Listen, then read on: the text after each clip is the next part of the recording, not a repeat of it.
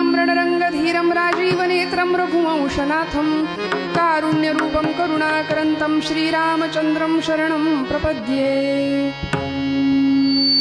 अमृताची फळे अमृताची वेली तेची पुढे चाली बीजाचीही ऐसी यांचा संग देई नारायणा ओलावा वचना जयांजिया। उत्तम सेवन शीतळ कंठासी पुष्टिकांती तैसी दिसेवरी ऐसी यांचा संग देई नारायणा ओलावा वचना जयांजिया।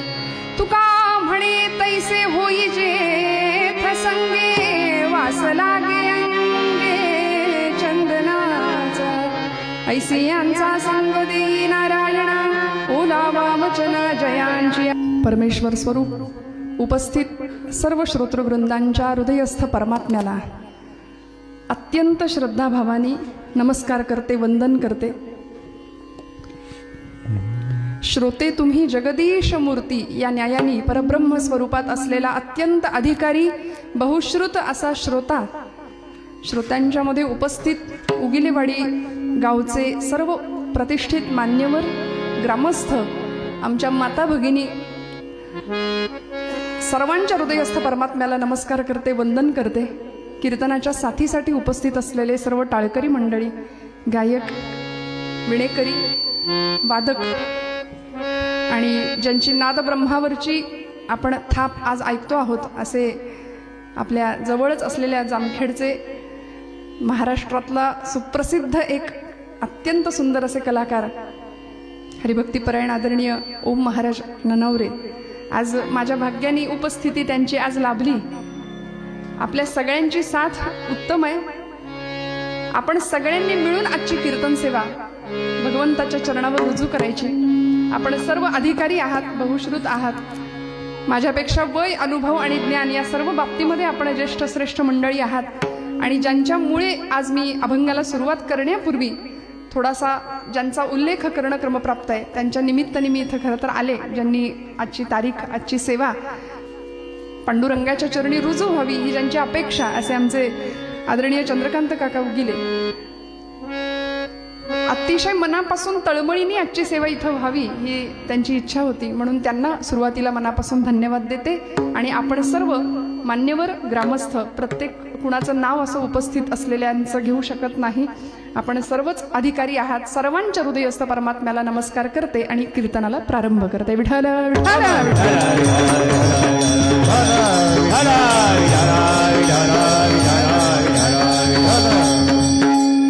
सुरुवातीला हे कीर्तन, ही सेवा दूरवरपर्यंत पोहोचवणार असं सोशल मीडियाचं माध्यम यूट्यूब चॅनल आमचे दादा उपस्थित आहेत, मनापासून त्यांनाही नमस्कार।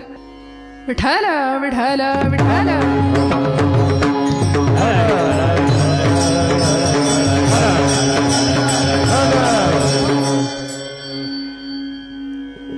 तुम्ही आम्ही खेळी मेळी गदा रोळी आनंदे या अत्यंत परिशुद्ध हेतूनी कीर्तनाचं श्रवण करण्याकरता आपण सगळे उपस्थित आहात।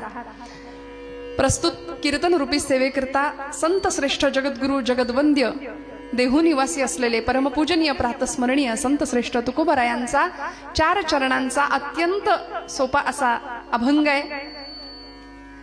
अमृतासारखी उपमा संतांना तर दिलीच आणि त्याच संतांच्या संगतीचं महात्म्य सांगणारा तुकोबरायांचा हा अभंग आहे। विठ्ठल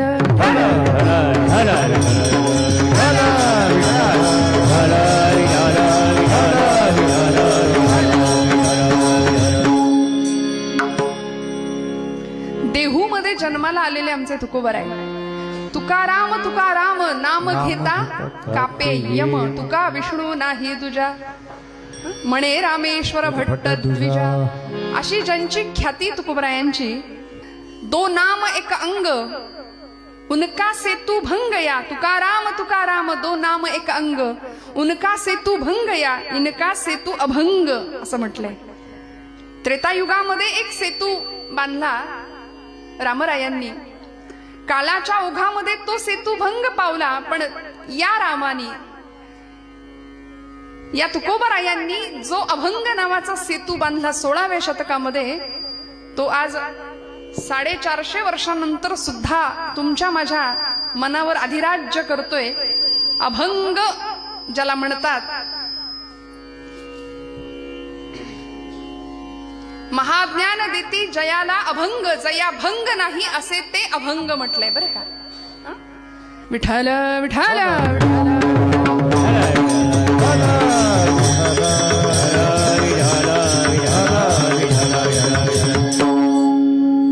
महाज्ञान देती जयाला अभंग, जया भंग नाही असे ते अभंग. आज आमचा समाज दुभंग होतोय आणि दुभंगणाऱ्या समाजाला एकत्रित करण्याची ताकद फक्त आणि फक्त संत वाङ्मयामध्ये. म्हणून भागवत धर्म मंदिराचा कळस स्थानी जे शोभले असे आमचे तुकोबराय. भक्तीला शक्तीची जोड दिली आणि लोकांनी निंदा केली, टाळकुटत बसले म्हणाले तुकोबराय मंदिरामध्ये तासन तास. ते तुकोबराय म्हणाले ही भक्ती आम्ही करतो, पण भक्ती बरोबर आमच्या येण्याचं प्रयोजन काय सांगू का. धर्माचे पालन, धर्माचे पालन, धर्माचे पालन, धर्माचे पालन करणे पाखंड, करणे पाखंड करणे पाखंड खंडन, करणे पाखंड खंडन, पाखंड खंडन करणे पाखंड खंडन. धर्माचे पालन करणे पाखंड खंडन, करणे पाखंड खंडन, करणे पाखंड खंडन. हरी धर्माचे पालन करणे पाखंड खंडन, करणे पाखंड खंडन, करणे पाखंड खंडन. तुकोबराय म्हणले हेची आम्हा करणे काम, बीज वाढवावे नाम. वास्तविक आम्ही इथले नाही, आम्ही वैकुंठीचे वासी आलो याची कारणास. बोलिले जे ऋषी साच भावे वर्ताया, झाडू संतांचे मार्ग आडराने भरले जग. तुकोबराय आपल्या येण्याचा उद्देश तुकोबराय सांगतात. मी का आलो आणि आल्यानंतर सर्व संत मंडळीमध्ये प्रमुख परमपूजनीय ठरले, प्रातस्मरणीय ठरले. यच्च यावत जीवाच्या शाश्वत कल्याणाचा जो विचार भारतीय संस्कृतीने मांडला, त्या संस्कृतीचं प्रतिनिधित्व करणारे अनेक संत या समाजामध्ये होऊन गेले. त्या संतांचंही प्रतिनिधित्व ज्यांनी करावं आणि एवढं करून सागमदनी सा तुका म्हणे आता, तुका म्हणे आता, तुका म्हणे आता, तुका म्हणे आता पुरलो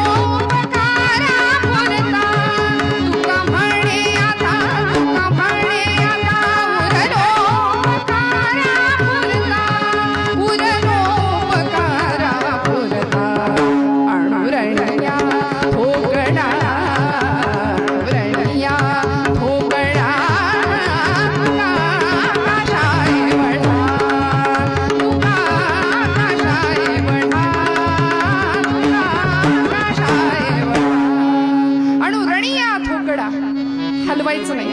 एकदा सेट केले हलवू नका कृपया. गाणं असू दे, बोलणं असू दे. अणुरणिया थोकडा तुका आकाश आहे एवढा.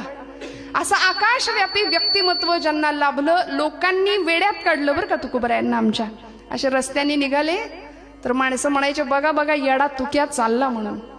आमच्यापैकी सुद्धा असं एखादं तरुण व्यक्तिमत्व कीर्तनाला यायला निघालं की लोक काय म्हणतात, येडं चाललं, हे की नाही.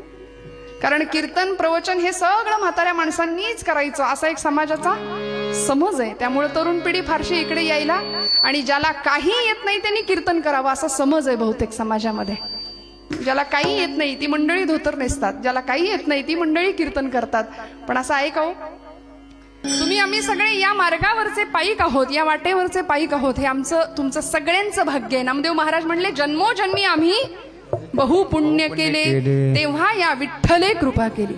हा, पांडुरंगाची कृपा आहे. आणि डोंगरे शास्त्रीजी एका आपल्या प्रवचनात म्हणायचे, कथा के लिए जाने के हमारी औकात क्या है, कथा के लिए तो वो जाते हैं जिनको बाके बिहारी बुलाते हैं. आता बरोबर आहे, आता बरोबर आहे.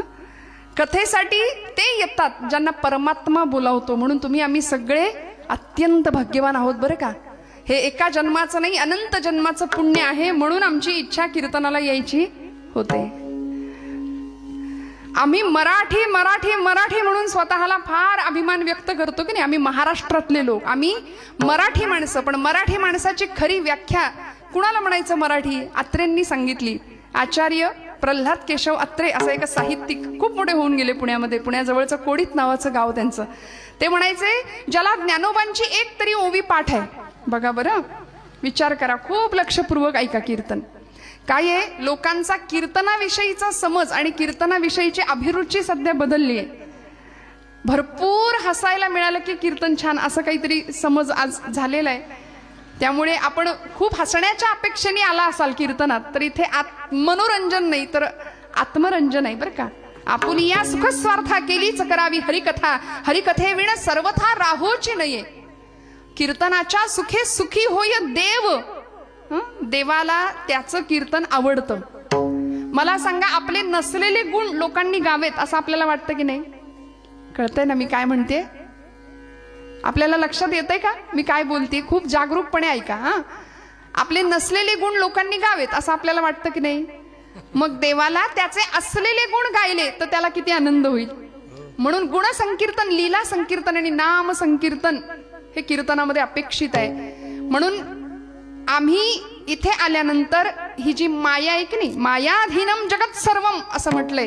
ही माया सगळ्यांना आम्हाला अधीन करून ठेवते. ती माया म्हणाले, या भवसागरामध्ये आम्हाला नर्तकी सारखं नाचवतीये. आता नर्तकी सारखं मायेनी आम्हाला नाचवू नये असं जर वाटत असेल तर आम्हाला नर्तकीच्या उलट करावं लागेल. करा. वा विठ्ठल.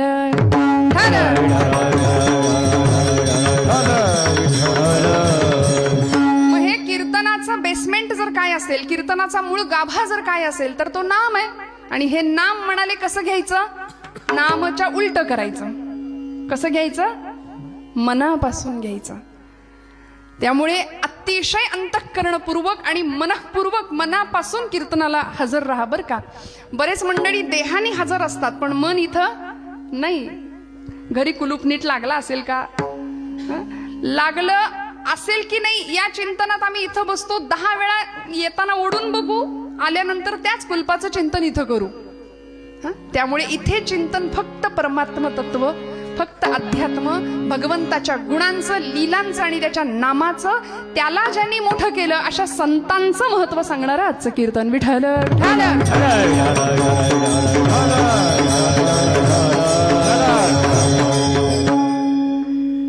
आणि म्हणून आज आचार्य अत्रेंच्या या व्याख्येकडे मी जात होते. मराठी कुणाला म्हणायचं? ज्याला ज्ञानोबांची एक तरी ओवी पाठ आहे,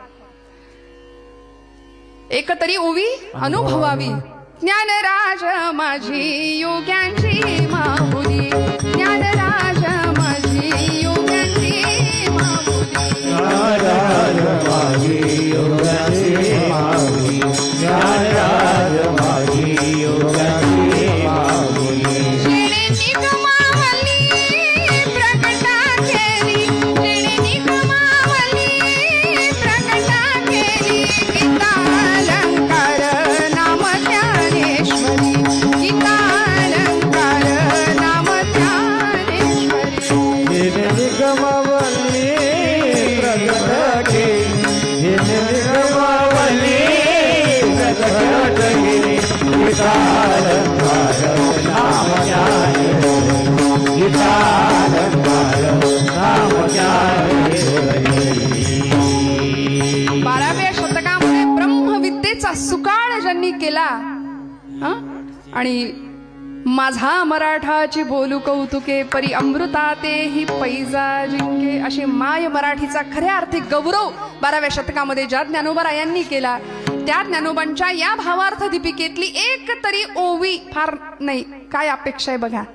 ज्याला ज्ञानोबांची एक तरी ओवी पाठ आहे, ज्याला तुकोबरायांचा किमान एक तरी अभंग पाठ आहे, आणि तिसरी अट आहे, काय सांगते मराठी कुणाला म्हणायचं?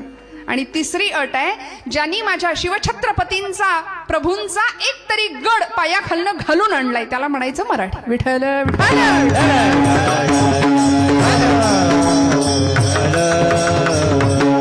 आमच्या स्वतःचं जरा निरीक्षण केलं तर आमचं एक आहे आणि दुसरं नाही, अशी गत आहे की नाही. कुणाची ओवी पाठ असेल, कुणाचा तुकोबांचा अभंग पाठ असेल, कुणी शिवप्रभूंचा गड सर केला नसेल, पण ज्या महाराष्ट्रामध्ये आम्ही राहतो, ज्यांच्या कृपेनी इथे शांतपणे कीर्तन ऐकतोय, त्या छत्रपती शिवप्रभूंची जयंती आता तारखेनुसार 2 दिवसांनी आहे. त्यामुळे माझं भाग्य आहे की आपल्या सगळ्यांचं दर्शन या निमित्ताने आणि या अखंड हरिनाम सप्ताह सोहळ्यामध्ये द्वितीय दिवसाची सेवा माझ्या वाट्याला आली आज.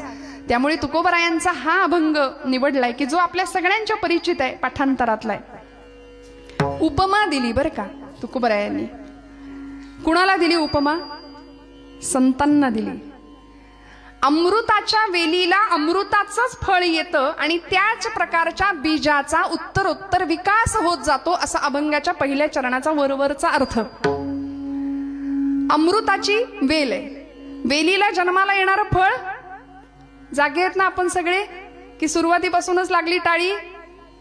ब्रह्मानंदी टाळी सुरुवातीपासूनच लागली का? नाही ना, शेवटपर्यंत जागे राहा बरं का. कीर्तन म्हटलं की तिला निमंत्रण नाही द्यावं लागत, ती येते. पण आपण सगळे जागे आहात या धारणेने मी कीर्तन करते बरं का. सगळे जागे राहा. काही लोक डोळे उघडं ठेवून कीर्तन ऐकतात, फार खतरनाक असतं ते. काही मंडळी कीर्तनामध्ये समजलंय म्हणून हसतात. बरं, कपड्याला इस्त्री असते इथपर्यंत ठीक आहे, चेहऱ्याला सुद्धा इस्त्री करून मंडळी कीर्तनात बसतात की नाही? हो म्हणा. इथं तसं आहे का? नाही, इथं नाही. शांतपणे छान सगळ्यांचे फ्रेश चेहरे आहेत, रिलॅक्स बसलाय तुम्ही, असंच बसा. सगळी चिंता सोडून द्या 1.5-2 तास. आता सगळी चिंता, सगळे प्रश्न, सगळ्या शंका कुशंका व्यवहारातल्या बाजूला सारा आणि इथं मस्त आत्मरंगामध्ये मग्न व्हायचं बरं का 2 तास. त्यामुळे काही मंडळी समजलंय म्हणून हसतात, काही मंडळी शेजारचा हसतोय म्हणून हसतात, आणि काही मंडळी आपला चेहरा वेगळा नको दिसायला म्हणून हसतात. विठ्ठल विठ्ठल विठ्ठल.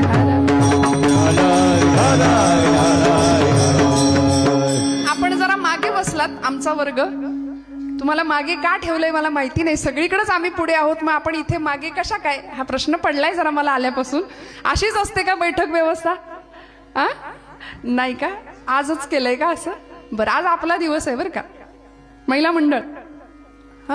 आणि आज माझ्या परमभाग्याने इथे आल्यानंतर मला असं कळालं की इथे अत्यंत थोर अशा तपस्विनीची समाधी आहे, हरिभक्त परायण आमच्या काशीमाई. आणि आल्यानंतर त्यांच्या चरित्राविषयी, त्यांच्या व्यक्तित्वाविषयी मला ऐकायला मिळालं की माझं भाग्य आहे की या भूमीमध्ये की ज्यांच्या पदस्पर्शानं पावन झालेली एक स्त्री संत म्हणूया, आधुनिक काळातली, या काळातली, की आज या भूमीमध्ये मला येता आलं.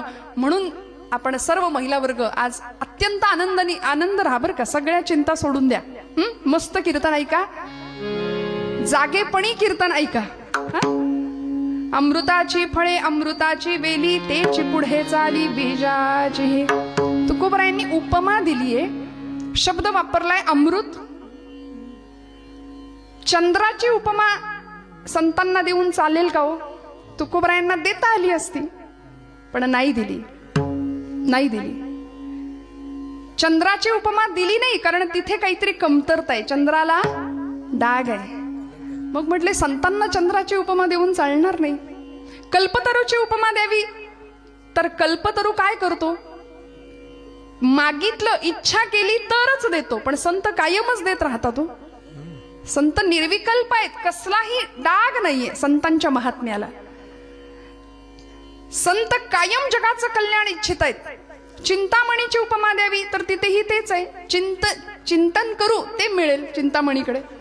पण संतांकडे कायम सडळ हाताने लेकुराचे हित वाहे माऊलीचे चित्त, आई सारखं संतांचं हृदय आहे की नाही. मग म्हणाले कल्पतरूची उपमा नाही, चंद्राची उपमा नाही, सूर्याची उपमा. सूर्य काय करतो? दाह देतो. प्रकाश देत असला तरी सुद्धा दाहक आहे सूर्य. त्यामुळे संत दाहक नाहीयेत. मृदू सबाह्य नवनीत तैसे सज्जनांचे चित्त. इतकी शीतलता, इतकी शांतता, इतकं प्रकाशमान करणारं जीवन आहे. म्हणून एकमेव उपमा तुकोबराय देतात अभंगाच्या प्रथम चरणात. अमृताची वेली तेची पुढे चाली बीजाची. हे महाराज म्हणाले वेल अमृताची आहे. वेल अमृताची असेल तर फळही अमृताचंच येणार आहे. वेल विषाची असेल तर फळही विष समान आहे. म्हणून अमृत स्वरूप असलेल्या संतांना तुकोबरायांनी त्या संतांचा गौरव केला या अभंगामध्ये, संतांचं महात्म्य सांगितलं आणि त्यांचा संग करा असा उपदेशही केला. पांडुरंगाकडे ते मागणंही मागितलं की अशा संतांचा संग मला दे. मग अमृताचं जीवन काय असतं? ज्ञानोबान रायांपासून निळोबा रायांपर्यंतची सगळी परंपरा अमृता समान जीवन ही मंडळी जगली की ज्यांनी स्वतःच्या प्रकाशाने जगाला शीतलता दिली. जे खळांची व्यंकटी सांडो तया सत्कर्मी रती वाढो, भूता परस्परे पडो मैत्र जीवांचे. काय मागणं होतं? विश्व स्वधर्म सूर्ये पाहो, जो जे वांछिल तो ते लाहो. प्रत्येकाला ज्याला जे हवंय ते मिळू दे. ज्ञानोबरायांचं जीवन अमृतासारखं आहे, अमृतासारखं आहे. जगाने काय दिलं हो? फक्त हाल, अपेष्टा, निंदा, अपमान, छळ, संन्याशाची पोरं म्हणून हिणवणूक केली नुसती. पण जगाला काय दिलं? अमृताची संजीवनी दिली. विषप्राशन केलं समाजाकडून होणाऱ्या निंदेचं आणि 12व्या शतकात चूळ भरली अमृताची. सगळ्या जगाला अमृताची सुधा दिली. आणि अशा ज्ञानोबांना समाजाने आज सोहळे निघाले, आज दिंड्या निघाल्या, पण त्या काळी म्हणून आज आम्हाला सावध व्हावं लागेल. आजही आजच्या समाजामध्ये अमृता समान असलेल्या संतांच्या चरित्रावर, चारित्र्यावर चिखलफेक करणारी आजही काही करंटी माणसं समाजामध्ये आजूबाजूला आहेत की नाही? आम्हाला जागं व्हावं लागेल. दुर्जन सक्रिय होतात कारण सज्जनांची निष्क्रियता वाढते. सज्जन निष्क्रिय होतात म्हणून दुर्जनांचं तोंड चालतं, दुर्जनांचे कार्यक्रम कामं चालू राहतात. म्हणून म्हटलं आपला आवाज कमी पडतोय. ज्यावेळी गजराचा, ज्यावेळी नामस्मरणाची अपेक्षा आहे त्यावेळी वाजू की नको, वाजू की नको, वाजू की नको असं नाही करायचं. खणखण टाळीचा आवाज, खणखण मुखातनं आवाज आलाच पाहिजे. विठ्ठला विठ्ठला विठ्ठला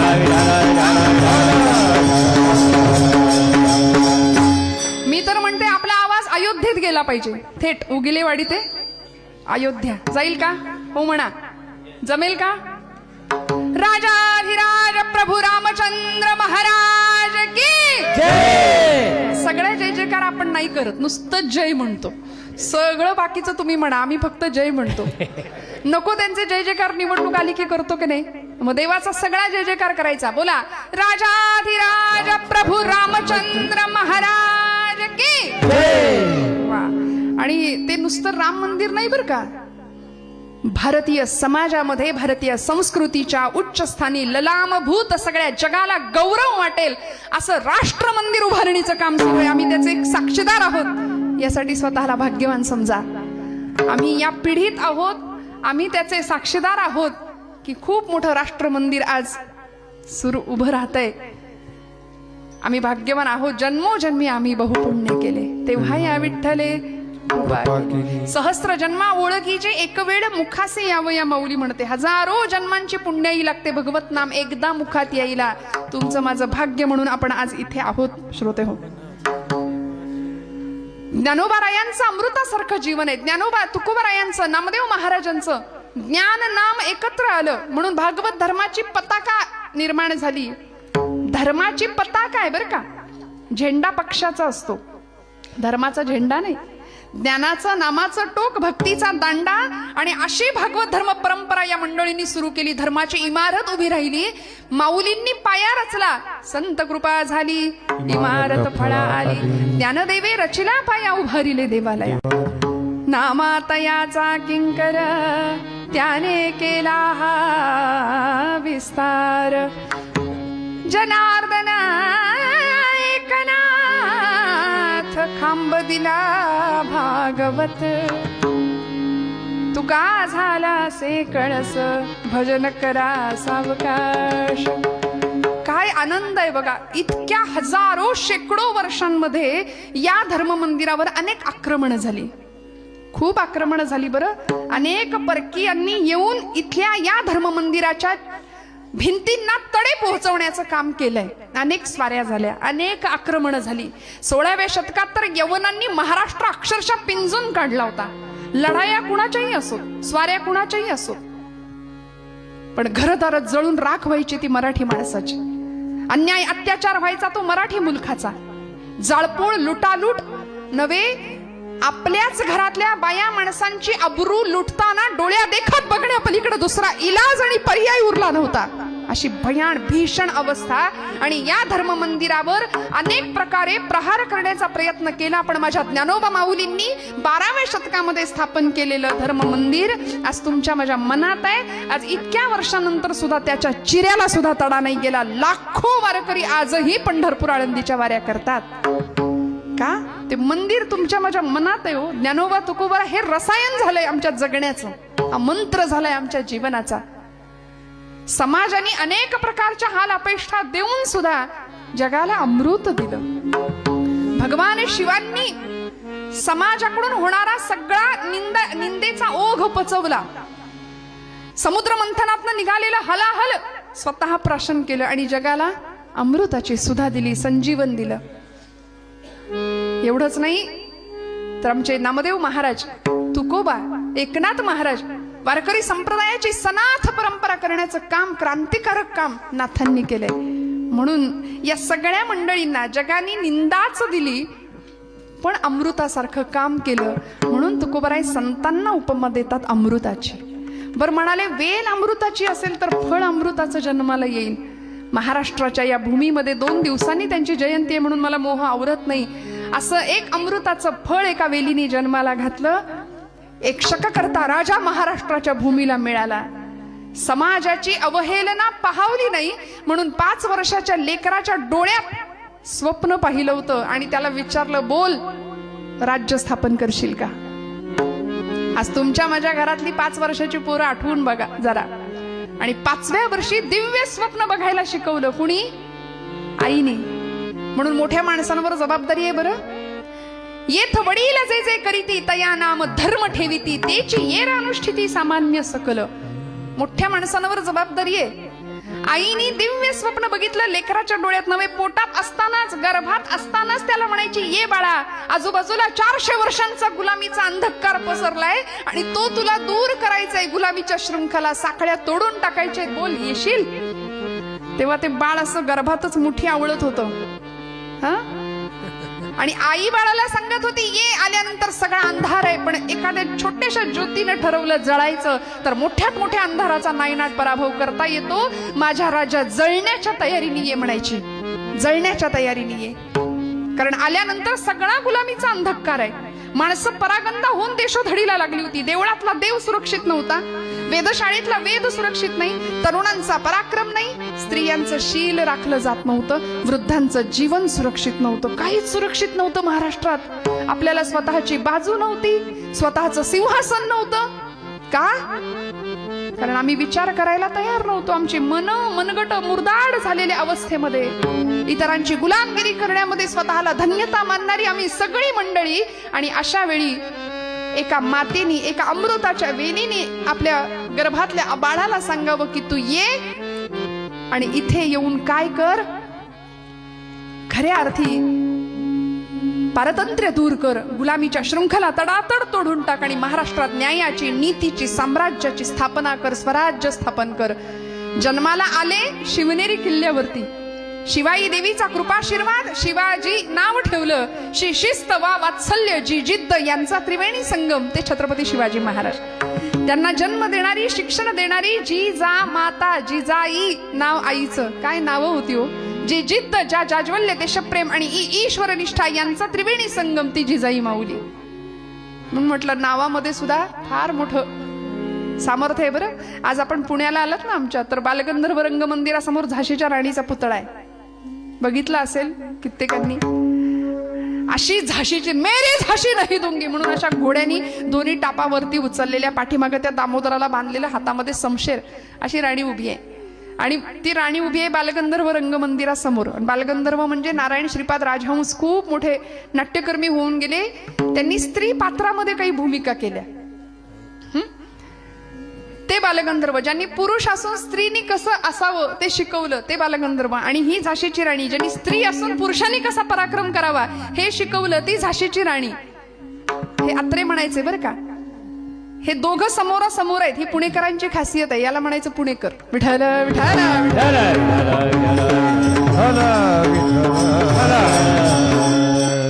म्हणून आमचे ज्ञानोबा विठोबा म्हणाले पुण्याची गणना कोण करी म्हणून म्हणाले का? अहो पुण्याची नाही, जागे आहेत की नाही? ठर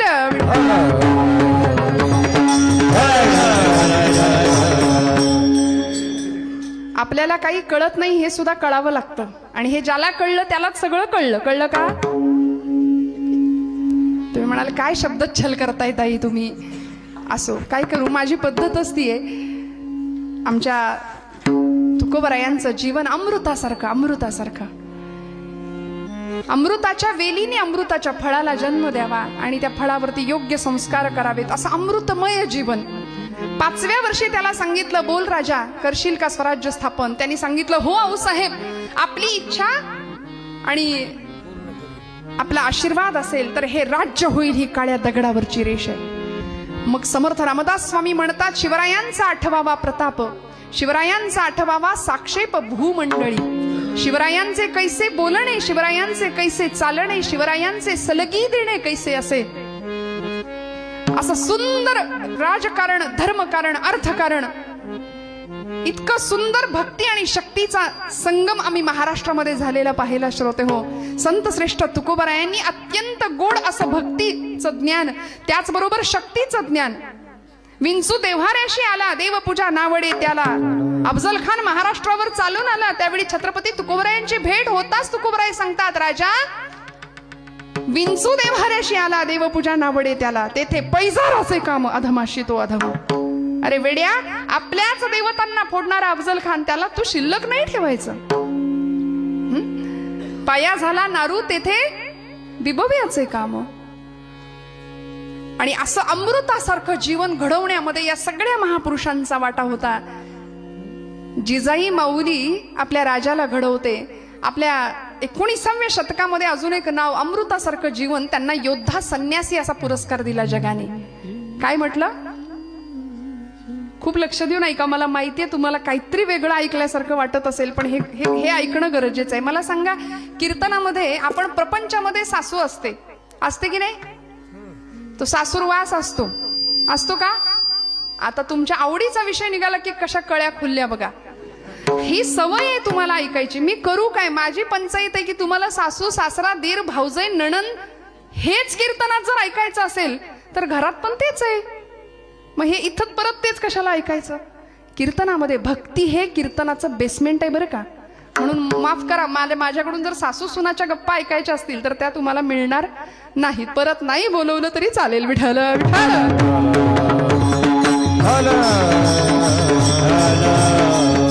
कीर्तनामध्ये सासू कशाला पाहिजे? कीर्तनात सून कशाला पाहिजे? कीर्तनात फक्त देव आणि भक्त. हा, अद्वैती तो नाही माझे समाधान, अद्वैती तो नाही माझे समाधान, अद्वैती तो नाही माझे समाधान, अद्वैती तो नाही माझे समाधान. देवुनी निराळा, देवुनी निराळा राही माझा देव भक्त पाळा, सुखाचा सोहळा देव भक्त पाळा, सुखाचा सोहळा. काय म्हणले तुकोबराय? अद्वैती तो माझे नाही समाधान, ठेवूनी निराळा राही मज. भगवंता, मला अद्वैत नको, मला द्वैत पाहिजे. तू आणि मी. तू तिथं उभा आहे, मी तुझं कीर्तन ऐकतोय. तू तिथं उभा आहे, मी तुझं कीर्तन करतेय. तू तिथं उभा आहे, आम्ही तुझं नाम संकीर्तन करतोय. आणि म्हणून म्हटलं, भक्ती हा कीर्तनाचा पाया असला पाहिजे. सासू सासूनांच्या गोष्टी नाही बरं का. ज्या तुकोबरायांनी आम्हाला संतांना अमृताची उपमा दिली, त्या तुकोबरायांचं जीवनचरित्र आठवा. काय म्हणतात महाराज? बरे झाले देवा निघाले दिवाळे, बरी या दुष्काळे पीडा केली. बरं झालं म्हणाले, बरं झालं दुष्काळ आला. बरे झाले देवा बाईल कर्कशा, बरी ही दुर्दशा जनामध्ये. बरं झालं म्हणले, मला अशी बायको दिलीस देवा. का? कारण येता जाता उठता बसता अखंड पांडुरंगाला शिव्यांची लाखोली व्हायची आमची जिजाई माता. वाईट नव्हती बरं. अंतःकरणामध्ये प्रचंड प्रेमाचा झरा होता.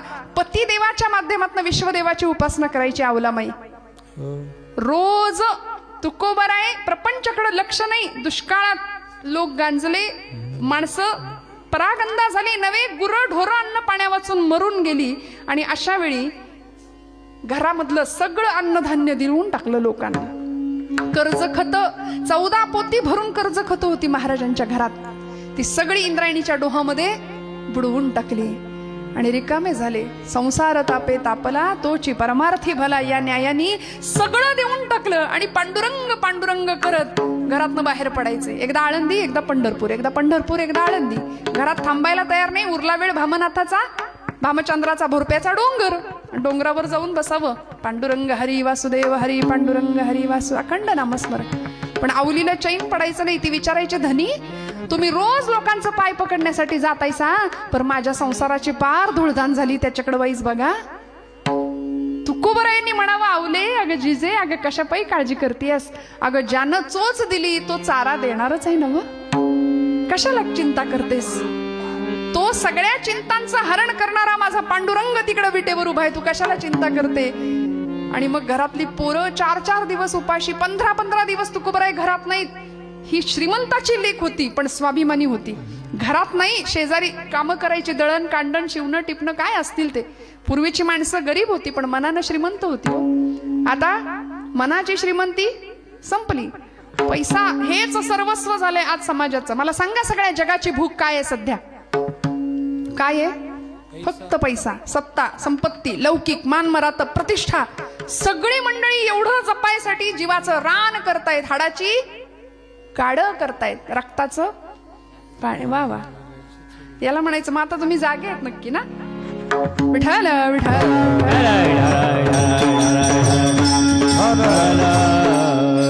पण आवलीने प्रपंच असा करावा, कुठून तरी जोंधळं आणावं, थोडस जात्यामध्ये भरडावं, स्वच्छ करून भाकरी बनवाव्यात, लेकरा बाळांना खायला बसावं. आणि आपला पती परमेश्वर भोरप्याच्या भंडाऱ्याच्या डोंगरावर जाऊन बसलेल्या तुकोबरायांना 15 दिवसांनी का होईना पण भाकरी पोचवायची. 15 दिवस हिच्या पोटात काही नाही, काही नाही, काही नाही.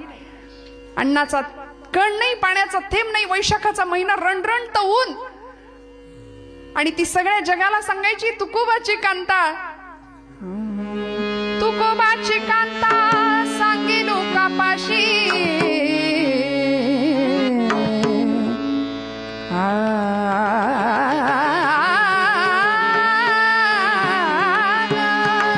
तुकोबाची कांता सांगे लोकापाशी, जातो माझा वेडा पंढरीची, जातो माझा वेडा पंढरीची, जातो माझा वेडा पंढरीची, जातो माझा वेडा पंढरीची, जातो माझा वेडा पंढरीची, जातो माझा वेडा पंढरीची.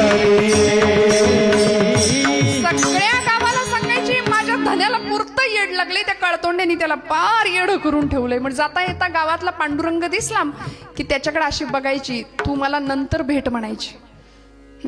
तू एकदा माझ्या पुढे ये, नाही तुला चपलानं हाणलं तर नाव नाही सांगायची, असं पांडुरंगाला म्हणायची. पांडुरंग आपला विटेवर उभा, कटेवर हात ठेवून म्हणायचा, बाई ग माझी फार इच्छा आहे तुझ्या पुढे यायची, पण तुझी प्रतिज्ञाच अशी आहे की माझी काही हिंमत होत नाही तुझ्या पुढे यायची. असा पती देवाच्या माध्यमातून विश्वदेव पूजत होती बरं का, भजत होती. त्यामुळे नवऱ्यावर रागवायची, भाळायची आणि सांभाळायची सुद्धा. आणि मग 15 दिवस झाले, आज निघाली भाकरी घेऊन. एका पाटीमध्ये भाकरी घेतली, त्याच्यावर असं कापड झाकलं, ठेचा घेतला, झुणका घेतला, तोंडाला अजिबात पाणी सुटू देऊ नका. छान शेतकऱ्याच्या घरचं जेवण, वा वा.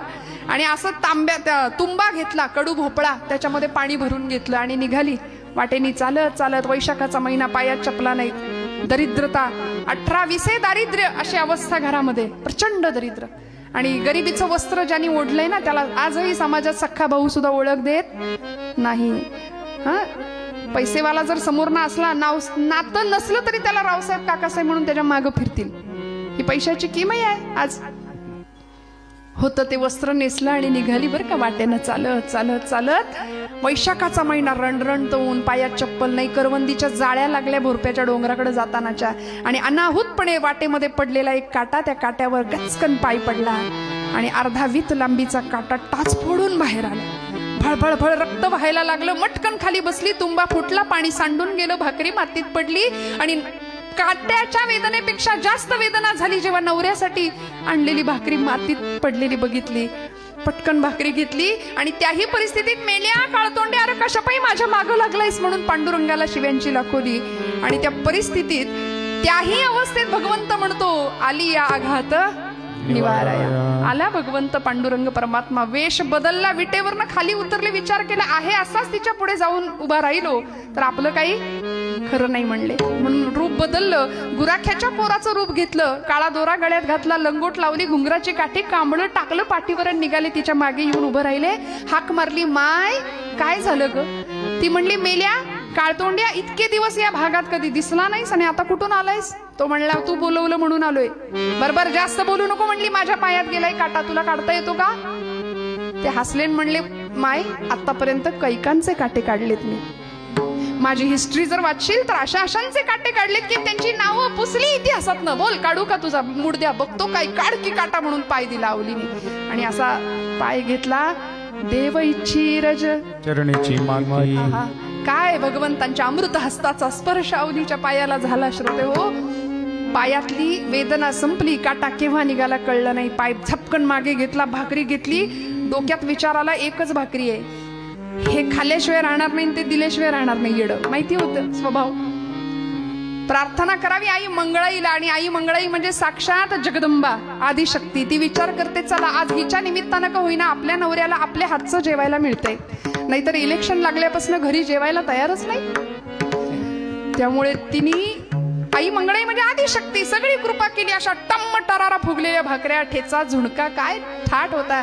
आली तुकोबरायांच्या समोर, तुकोबरायांना आवडीने घास भरवायला लागली. हो, अमृताचं भोजन त्या दिवशी करतायत सगळे. समोर आवली, इकडे तुकोबराय, इकडे अनेकांचा बाप असलेला पंढरीश पांडुरंग, इकडे मंगळाई म्हणजे आदिशक्ती रुक्मिणी माता. प्रत्येक जण एकमेकाला घास भरवतोय, मी नाही तू खा असं म्हणतोय. का? परमात्मा तृप्त होत होता. आवलीच्या आयुष्यामध्ये संग मिळाला तुकोबरायांचा. परिणाम असा झाला की पांडुरंगाची कृपा झाली. नव्हे, पांडुरंग परमात्मा आला, काटा सुद्धा टोचू न देण्याची जबाबदारी तो घेतो. फक्त त्यासाठी काय करावं लागेल? तुकोबराय सांगतात अभंगाच्या द्वितीय चरण. आयसियाचा संग देई नारायणा, आयसियाचा संग देई नारायणा,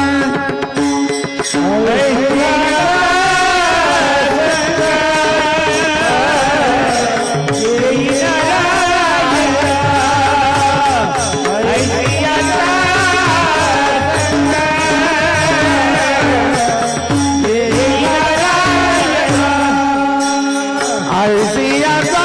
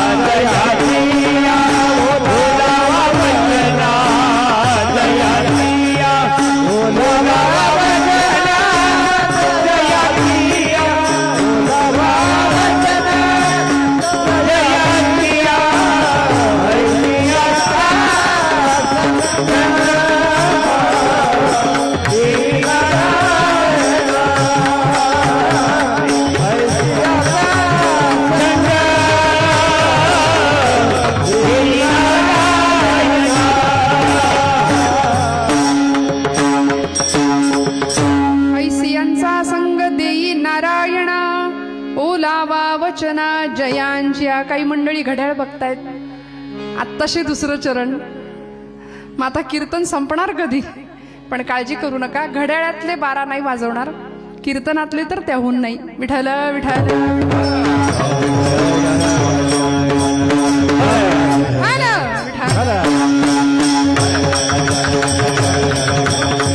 ऐसियांचा संग देई नारायणा ओलावा वचना जयांचे. काय मागितलं होतं तुकोबरायांनी? संत संगतीचं महात्म्य सांगतायत. संग मला असा दे ऐसियांचा, कुणा ज्यांचं जीवन अमृतासारखं एकमेकांमध्ये गुंतलेलं आहे. अमृताची फळे अमृताची वेली, तिची पुढे चाली बीजाची. ऐसियांचा संग देई नारायणा ओलावा वचना जयांची. आता वचन ओले म्हणजे काय हो? तुकोबराय म्हणतात ओलावा वचना जयांची. अशांचा संग मला तू दे भगवंता, ज्यांच्या वचनांमध्ये ओलेपणा आहे. म्हणजे काय? ओलं कसं? शब्द कसे भिजवायचे? शब्दांवर पाणी ओतायचं का? कसं बोलायचं? नामदेव महाराजांनी सांगितलं बरं का, बोलू ऐसे बोल बोल बोलू ऐसे बोल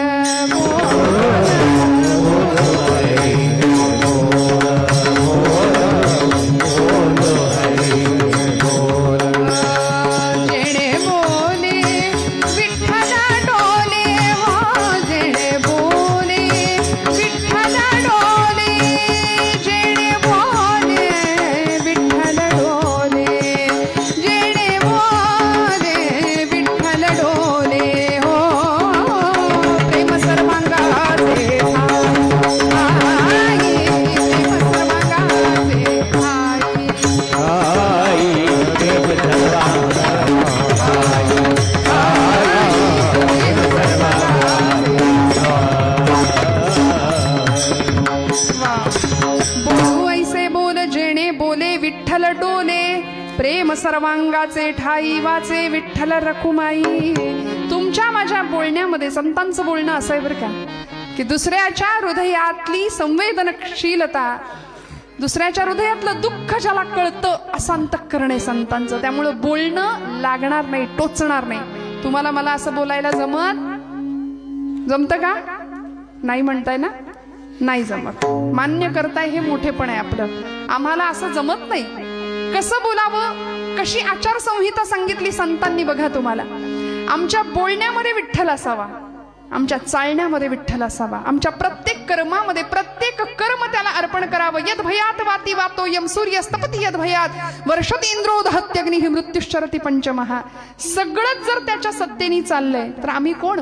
म्हणून आमच्या प्रत्येक कर्मात भगवंत असावा. बोलावा विठ्ठल पाहावा विठ्ठल, बोलावा विठ्ठल पाहावा विठ्ठल, बोलावा विठ्ठल बोलावा विठ्ठल, बोलावा विठ्ठल बोलावा विठ्ठल, बोलावा विठ्ठल पाहावा विठ्ठल. करावा विठ्ठल करावा विठ्ठल करावा विठ्ठल, जीव भाव बोलावा विठ्ठल पाहावा विठ्ठल, बोलावा विठ्ठल पाहावा विठ्ठल करावा विठ्ठल, जीव भाव बोलावा विठ्ठल बोलावा विठ्ठल बोलावा. ओम महाराजांची आजची साथ खरंच मनापासून त्यांच्यासाठी टाळ्या वाजवा एकदा. वा, नादब्रह्माची इतकी गोड सेवा करतायत अनेक वर्षांपासून. खूप लहानपणापासून हे वाद्य त्यांच्या हातात आहे बरं का. भगवंताची कृपा असल्याशिवाय या निर्जीव चांबड्यातनं तुमच्या माझ्या हृदयाला हेलावून टाकणारा आवाज निघणार नाही. प्रचंड मोठी तपश्चर्या साधना आणि आपल्या सगळ्यांचे आशीर्वाद पाठीशी असतात म्हणून हे घडतं. येथे पाहिजे येरा गबाळ्याचे काम नोहे. त्यामुळे असं बोलणं आमचं असावं. संतांचं बोलणं जसं आहे, ओलावा वचना जयांची ऐसियांचा संग देई नारायणा. संध्याकाळ झाली, घरामध्ये कुणी आलं, समजा कुणी येतंय घरामध्ये, तर घरातल्या गृहलक्ष्मीने कसं स्वागत केलं पाहिजे हो? या बसा. आमच्याकडे पुण्यात तर घेणार का विचारतात, चहा घेणार का, पाणी सुद्धा घेणार का, असं विचारतात. पण असं नाही आपल्याकडे, होय की नाही? छान आदरातिथ्य आपण करतो. सानंदम सदनम सुताष्ट सुदी हा कांता मृदू भाषिणी, असं गृहस्थाश्रमाचं सांगितलंय वर्णन. कसा असावा गृहस्थाश्रम? नाही तर मग या आणि बसा आणि हे गिळा असं जर म्हटलं तर येणारा माणूस 10 वेळा विचार करेल, हिच्या घरात जाऊ का मागं फिरू. कसं बोलायचं? ओलावा वचना जयांजिया. माझ्या बोलण्यानी समोरच्याच्या हृदयातला विठ्ठल डोलला पाहिजे. हे नामदेवांचं सांगणं आहे, हे तुकोबांचं सांगणं आहे. संतांचं बोलणं असं होतं, ऐसियांचा संग देई नारायणा. ज्यांचा संग तुकोबराय मागतात ते संत, त्यांच्या संगाने काय होतं? जीवनमुक्त अवस्थेला आम्ही पोहोचू शकतो. आचार्य जगद्गुरु शंकराचार्यांनी जीवनमुक्तीचा क्रम सांगितलाय. सत्संगत्वे निसंगत्वम, निसंगत्वे निर्मोहित्वम, निर्मोहित्वे निश्चलत्वम, निश्चलत्वे जीवनमुक्ती. ज्याला जीवनमुक्त अवस्थेला पोहोचायचंय त्यांनी निश्चल असावं, ज्याला निश्चल व्हायचंय त्यांनी निसंग व्हावं, ज्याला निसंग व्हायचंय त्यांनी निर्मोही व्हावं, आणि ज्याला निर्मोही व्हायचंय त्याने सत्संग करावा. विठ्ठल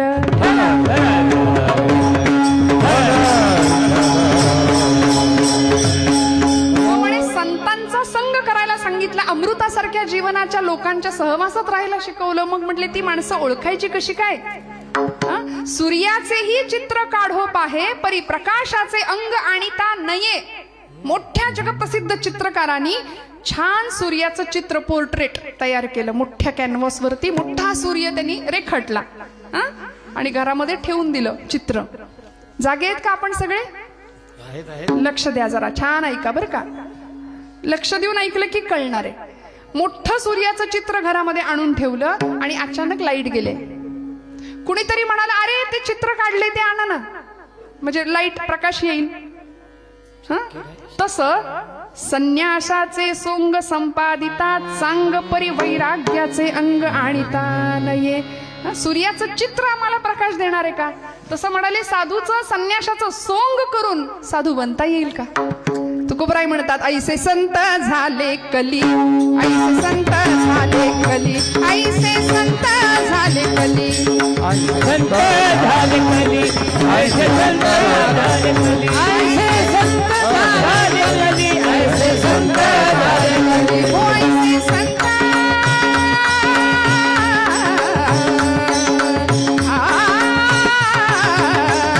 ऐसे संत झाले कली, हो ऐसे संत झाले कली, ऐसे संत झाले कली, ऐसे संत हो संत हो संत, ऐसे संत झाले कली. हाती तमाखूची नळी, हाती तमाखूची नळी, हाती तमाखूची.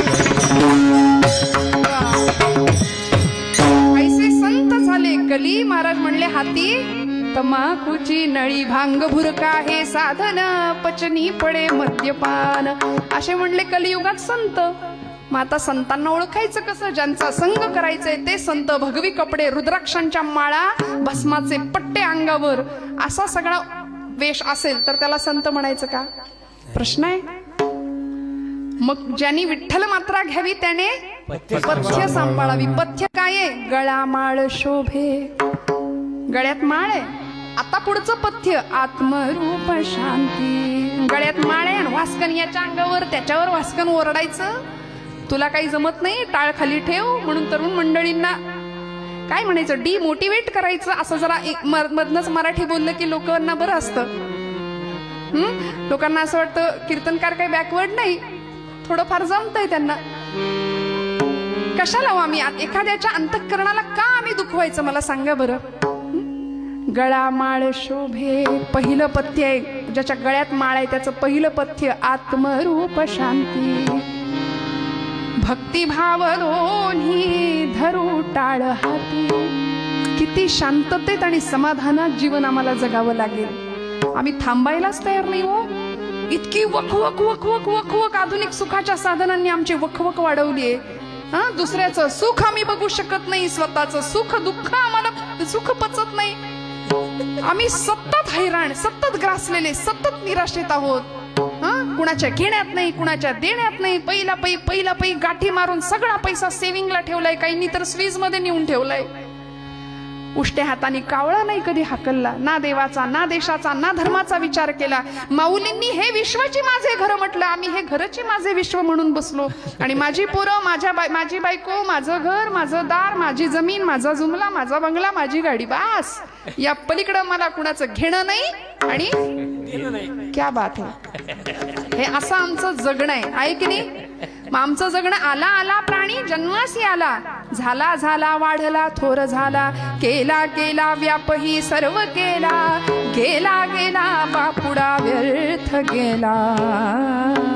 हे असं जगणं माझ्या तुमच्या आमच्या वाट्याला येतं, ते येऊ नये ही संतांची अपेक्षा आहे. म्हणून तुकोबराई म्हणतात, ऐसी यांचा संग देई नारायणा, ओलावा वचना जय. आणि दुस्संग मिळाला, दुर्जनांचा संग केला. म्हणून पुराणात, इतिहासात, संत चरित्रांमध्ये हजारो उदाहरणं आपल्याला सापडतील की जीवनाचं कसं नुकसान झालं. म्हणून संग करायचा आहे तो संतांचा करायचा आहे. काय पथ्य आहे? आत्मरूप शांती भक्तिभाव दोन्ही ढळू टाळ हाती. टिळा कपाळाला लावलाय, कुठला आहे शब्द वापरला? टिळा विरक्तीचा. आणि विरक्त अवस्था, तुकोबरायांचा अभंग आपण घेतलाय, वैराग्याचा मूर्तिमंत पुतळा तुकोबराय. सगळं सोडलं, सगळ्यावर तुळशीपत्र ठेवलं घरादारावर. राका कुंभार नावाचे एक संत होते. राकांनी काय करावं? पांडुरंगाची इतकी भक्ती केली, मांजर पाळली होती घरामध्ये. 5 पिल्लं झाली त्या मांजरीला एकदा. आणि राका कुंभार पांडुरंगाची अनंत निस्सीम भक्ती करणारे. राका, बंका आणि वंका असं नाव, बायकोचं नाव बंका. आता कुंभार म्हटलं की कुंभाराच्या घरी एक भट्टी असते. त्या भट्टीला काय म्हणतात? वा वा, आपल्याला माहितीये. म्हणजे आवा चालली पंढरपूरला, त्यातली आवा नाही बरं का. त्या भट्टीला आवा म्हणायचं. आणि त्या भट्टीमध्ये मडकी भाजायचं काम सुरू असतं. भट्टी आणि आता ओली मडकी करून ठेवलेली, आज भट्टी पेटणार होती. आणि त्या एका ओल्या मडक्यामध्ये एक मांजरीचं, ती मांजर जाऊन बसली, व्यायली ती तिथं. 5 पिल्लं झाली त्या मांजरीला.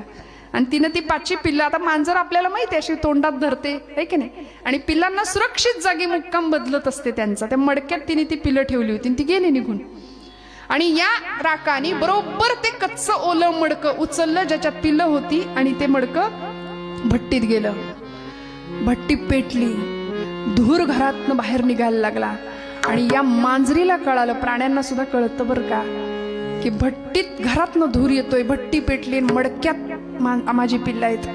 धावली, येरझाऱ्या घालायला लागली, त्या आगीच्या दिशेनं झेप घ्यायला लागली, राकाचे पाय चाटायला लागली, माझी लेकरं ते भट्टीत आहेत म्हणून. आणि मालकाला प्राण्याची भाषा कळते, काळजात चर्र झालं. बायकोला विचारलं, अगं हिची पिल्लं होती का मडक्यात? नाही जी, मला नाही ठाऊक. पोरीला विचारलं, तुला ठाऊक आहे का या मडक्यात हिची पिल्लं होती का? ती म्हणली, नाही बाबा, मला नाही ठाऊक. आणि अंतःकरणात धस्स झालं. पांडुरंगा, परमात्म्या, आजपर्यंत तुझ्या सेवेत कधी खंड नाही पडू दिला. मी जर खरा तुझा निस्सीम भक्त असेल तर या आगीत केलेली ही मांजरीची 5ही पिल्लं जिवंत बाहेर निघू देत. मायलेकरांची ताटातूट करू नकोस पांडुरंगा, करू नकोस. भगवंताला हात जोडून प्रार्थना करावी, मायलेकरांची ताटातूट करू नकोस. आणि प्रण केला, प्रतिज्ञा केली, म्हणाले, पांडुरंगा, जर मांजरीची पिल्लं जिवंत आगीतनं बाहेर निघाली ना, तर घरादारावर तुळशीपत्र ठेवीन, बाहेर पडेन आणि तुझ्या नामात पंढरपुरात येऊन राहीन म्हणले. याला म्हणायचं निर्धार जो संतांकडे आहे. सगळं सोडून येऊन राहीन म्हणाले तुझ्याकडे. 1 दिवस, 2 दिवस, 3 दिवस उपोषण, अन्न पाण्याचा थेंब नाही, आगीजवळ बसून राहिलेत, भट्टी विजली नाही. आणि 3ऱ्या दिवसानंतर सगळी भाजकी मडकी बाहेर यायला लागली. मांजरीला माहिती होतं कुठल्या मडक्यात माझं पिल्लू आहे. ती धावा घ्यायला लागली आगीच्या दिशेने. राकाने मडकं बाजूला काढलं आणि श्रोते हो, भगवंताची लीला निर्वाणी गोविंद असे मागे पुढे, सकल जीवांचा करीतो सांभाळ, तुझं मोकं लिहिलं ऐसे नाही. सगळ्या जीवांचा सांभाळ करणारा परमात्मा भट्टीतनं मडकं जसं बाजूला निघालं, ते मांजरीची पिल्लं 1, 2, 3, 4, 5 तुरु तुरु तुरु तुरु धावायला लागली. आणि असा अधिकार होता म्हणून आगीत निघालेली, भट्टीत गेलेली मांजरीची पिल्लं जिवंत बाहेर आली. हे संतत्वाचं उदाहरण आहे. काय असते तितिक्षा, काय असतो हक्क भगवंतावरचा आपला, काय असतो निर्धार, काय वचनाला धार आहे राका कुंभारांच्या. आणि अशा राकांनी भगवंताला दिलेल्या वचनानुसार घरादारावर तुळशीपत्र ठेवलं. खरा वारकरी, खरा जातिवंत भक्त संत तो आहे. काय समाधान असावं बघा. म्हणून तुकोबराय म्हणतात ऐसियांचा संग देई नारायणा ओलावा वचना जया जिया. ज्यांच्या वचनाला भगवत प्रेमाची ओल आहे त्यांचा संग मला दे. आणि भगवंता असे संत ओळखायचे कसे रे? काय असतो त्यांचा आहार, काय असतो त्यांचा विचार? तिसरं चरण म्हणा. उत्तम सेवाना सीतळ कंठासी. उत्तम सेवाना सीतळ कंठासी.